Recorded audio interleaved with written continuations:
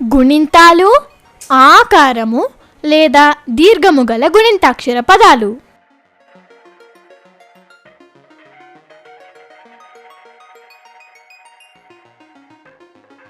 గుణింతాలు ఎలా ఏర్పడతాయి? హల్లులకి గుణింతపు గుర్తులు కలిస్తే గుణింతాలు ఏర్పడతాయి. గుణింతాలలో అక్షరాలను గుణింతాక్షరాలని అంటారు. ఇప్పుడు హల్లులను ఒకసారి గుర్తు చేసుకుందామా? క, ఖ, గ, ఘ, చ, ఛ, జ, ఝ, ట, ఠ, డ, ఢ, ణ, త, థ, ద, ధ, న, ప, ఫ, బ, భ, మ, య, ర, ల, వ, స, ష, స, హ, ళ, క్ష, ర. ఇవన్నీ హల్లులు.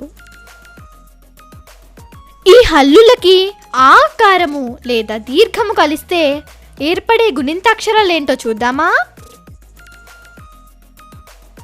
కాకి దీర్ఘమిస్తే కా,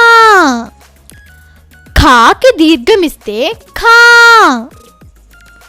అలాగే గా, ఘా, చా, ఛా, జా, ఝా, టా, ఠ, డా, ఢా, నా, తా, థ, దా, ధా, నా, పా, ఫ, బా, భా, మా, యా, రా, లా, వా, స, షా, సా, హా, ళా, క్ష, రా.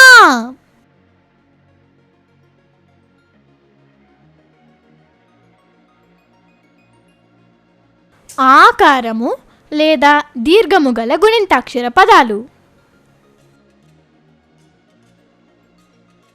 బాబా, బాట, వాన, దార, పాట, దాత, నార, బాల, పాప, చామ, తాత, నావ, మాత, మామ, శారద. ఈ పదాలలో పసుపు రంగులో ఉన్న అక్షరాలు దీర్ఘముతో ఉన్న గుణింతాక్షరాలు.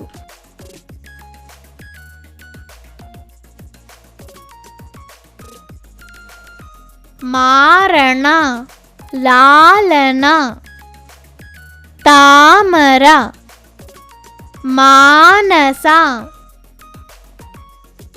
వాసన, ఆలాపన, ఆచారము, రాజబాట, జామకాయ, పాలకడవ, తాత మాట, పాప పలక, చందమామ, మన మామ. ఈ పదాలలో పసుపు రంగులో ఉన్న అక్షరాలు దీర్ఘముతో ఉన్న గుణింతాక్షరాలు.